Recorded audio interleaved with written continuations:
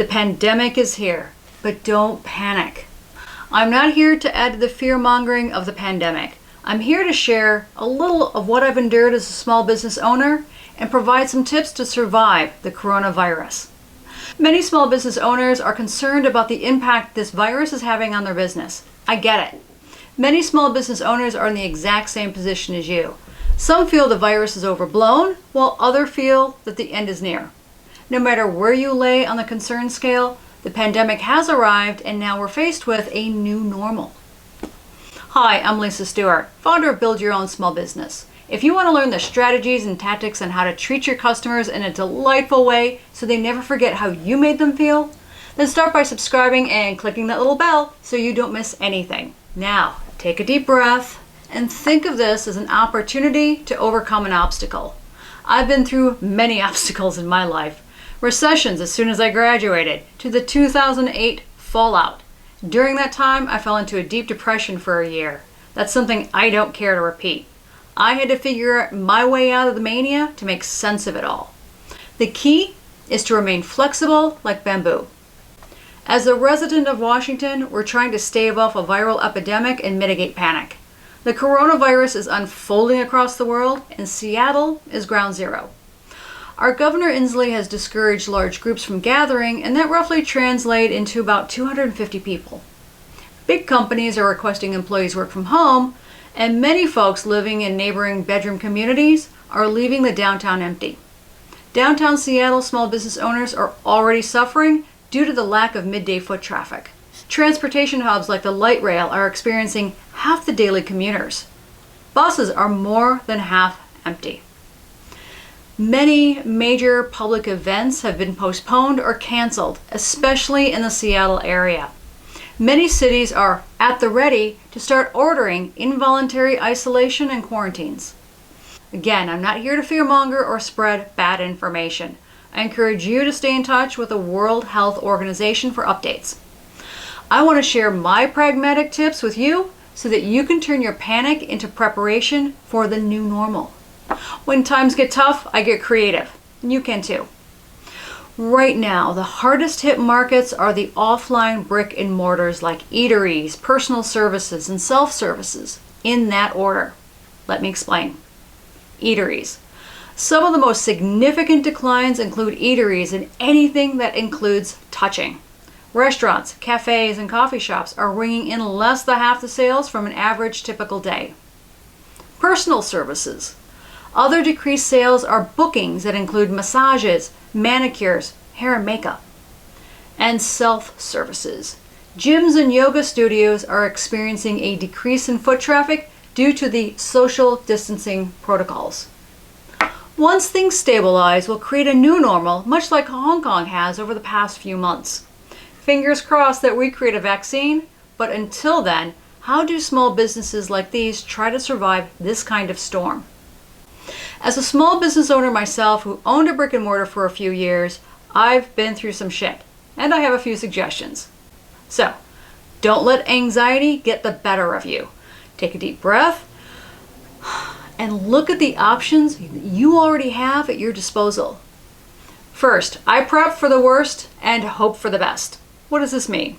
This doesn't mean that I run out and hoard supplies. This means that I'm grateful for what I have and resist the urge to give into fear and turn greedy. I know that stores and shops will resupply within a few days. The rainy days I've had throughout my life, I've used to up-level my skills and invest in new learning strategies to weather this kind of storm. Take the time to learn how to use tools found in your home, like technology or the garage, to become more self-sufficient. And I learned to ground myself with deep breathing and taking things in stride. So, what tools have you always wanted to learn, and how can they contribute to the success of your business? Adopt and adapt. Now, we've just added the pain of adding global social distancing and a no-touch policy. So, how do you adapt? How could you continue commerce? Ask your customers how they like to virtually shop. This will give you insight as to how to reach them. Now, add the complexity of a virus. How do you continue through this? If you're in health and wellness, you could certainly help bring true facts to light and become an authority in your space. Anything that surrounds personal and intimate interactions. For instance, if you're a maker and produce bath and body soaps, this is a great time to capitalize on the virus trend. Now, I'm not trying to be morbid here, just practical. Talk about how washing is smart and using your products to make it a much more pleasant experience. If you're a housekeeper, does it make sense to add carpet cleaning and other interior specialty cleaning services for the elderly, for babies or pets? If you're a carpet cleaning service, consider adding power washing services for more than just homes. Oily driveways, for instance, or big vehicles like boats and semi-trucks and tractors, to name a few. Try, tack, and tweak. Here's an exercise. Use the real-life examples like the astronauts in Apollo 13 when they were trying to return home. What did they do?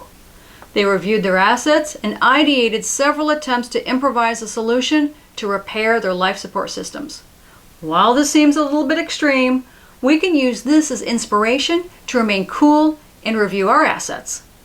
What do you have in your hand right now? Your phone, right? Our phones have the same power and capability of sending humankind to the moon 50 years ago. Wield that to your advantage. Consider adding more photos to your marketing mix. Your photos will help give your customers a sense of scale and utility. Add models to showcase how a product is used in an environment where it makes sense to your customer. Let it be human models that show clothing and accessories, or staged areas that show your 3D products. As the gift shop owner, consider still photos with decorating ideas for apartment dwellers. Feature the products that you have in store. As a restaurant chef, photograph your finished meal and consider creating online recipes to sell. Consider adding videos to your marketing mix. You could do this with your phone or laptop. They don't have to be perfect. Perfect didn't bring the men home from space, but it did help them achieve the outcome they desired. So, think virtual. Consider creating live videos through one of the various platforms like Facebook, YouTube, or Stitch. This would enable you to interact with your customers and answer questions real time and maybe sell a product or two. As a chef of a restaurant, consider making behind-the-scenes lunch prep to get customers salivating. And then as a call to action, remind them that your restaurant is serving boxed lunches for pickup or delivery. Or consider creating online cooking courses to enable customers to make their meals like you do. And then as a call to action, remind them that your restaurant is serving dinner. If you're a service-based business, consider adding self-services or online courses. Self-service is the practice of serving oneself. Initially developed for self-serve gas stations and ATMs, you could be creative and design a similar practice for your business. If you're a masseuse, consider creating video courses to show individuals how to remedy a Charlie horse, or how couples can work together to alleviate muscle tightness. And then as a call to action, discuss your new programs once social distancing is alleviated. If you're a flower shop, perhaps you could create videos showing people how to arrange flowers, identify flowers in their meetings, or use them to make essential oils. And then as a call to action, discuss your new delivery service. If you have a yoga studio and you see a decrease in member shows, consider creating online videos for your customers. Start a YouTube channel and create private videos for your current members. You could add a few public videos to show the world at large how you work with customers. Who knows? You could increase your business. Any one of these could also augment their services with products. Consider starting an Amazon shop filled with dropship or affiliate products that can help your customers in their home. Consider productizing any of your services. Take your existing consulting services and create packages. This alleviates clients' fear of hourly rates stacking up, and you definitively know the project end date. Here's a tip. Keep your target market in mind when developing your products, and be sure to test them before marketing. As a product-based business, consider adding specialty services. If you're a maker of any kind, what kinds of cleaning and repair services could you offer? If you're a gift shop, consider decorating idea workshops for sizing down apartment dwellers. Feature the products that you have in store. If you're a restaurant chef, consider creating box lunches or classes. Tip: be sure to choose the services that relate to the primary products and services you already provide. Selling unrelated products doesn't work. Like selling hot dogs and curtains together, it just doesn't make sense. Also, consider specialized delivery. For those who don't want to venture out, can you help eliminate the friction of public-facing events? Perhaps as a personal shopper, errand runs, limo service, pet food and supplies delivery for the elderly. There's a ton of opportunity to provide services to the elderly. What do you love doing that could easily match up? What I'm trying to say is that there's a ton of opportunity to adjust and thrive online in addition to what you're already offering. I'm not trying to be morbid, just practical. A practical perspective example is the frozen food process patented by Clarence Birdseye during the Great Depression. Of course, people also need entertainment during these dark times, so Richard Hollingshead built a prototype drive-in movie theater in his driveway.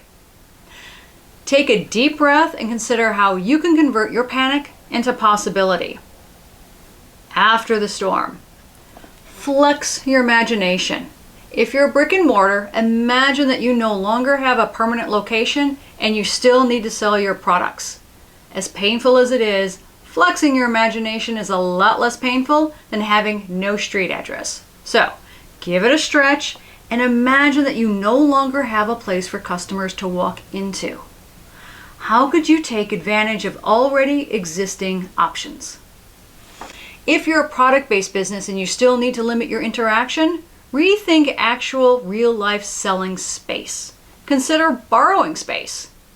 Hold a monthly meetup at a local coffee shop and sell your products. Host a trunk show at a local shop. Create a temporary partnership with a complimentary store where you could host a pop-up inside their location. Rent a shelf from a local shop. Work-live places are becoming popular in Seattle. Consider converting a front room, back room, or garage of your home into a formal meeting place. You don't have to provide 24/7 access. You could limit the times customers swing by, say once a month or Saturdays only. Next, get inspiration from the 1800s traveling salesman. Adopt the original mobile platform. Refurbish a bus or an Airstream and travel with your products. Refurbish a wagon and take it to the streets. Or build an enclosed trailer that locks with your goods inside. If you're a decorator, can you add new home prepping services? If you're a professional organizer, can you niche to help downsizing for boomers? If you're a bookkeeper, can you create an online course for young adults to learn financial freedom? Can you see how these might spark an opportunity to start something new? And you need to start somewhere. It'll take creativity and ingenuity to make them work for your customers. The biggest piece of advice I want to give is to make sure that you diversify your services to weather any storm. It's easy to get overwhelmed with information. I get it. Eliminate the crazy so that you can stay focused on up-leveling your skill set for the next level of new normal. Also, talk to your customers to learn where they're struggling because I'm sure they still want to support you. Perhaps there's a hidden obstacle. Find out what that is and see if it's true for many of your customers. Maybe it's a trend. How do you remove that obstacle to let the cash start freely flowing again? If you can use any of these ideas, let me know in the comments. I want to know if they worked for you, how it worked for you, and if you had to tweak it. If you enjoyed this video and you got a lot out of it, be sure to give it a thumbs up. If it was helpful for you, share it with somebody who needs to see it. And now I'd like to extend a special invitation to join a new community that I'm building for small business owners who need help from the wisdom of the group. If you're looking to level up your business strategy and tactics to build a dream business, consider joining us. You'll find the link below. Thanks for stopping by and leaving your comments. I am so grateful that you're here. If there's a topic that you'd like to see me deconstruct, please let me know in the comments below. If I create a topic based on your feedback, I'll feature your comment in that video. Meanwhile, be sure to like, subscribe, and mash that little bell to get notified when I drop a new video. Until next time, keep building. And now I've got to go rescue my counter from 2 naughty cats.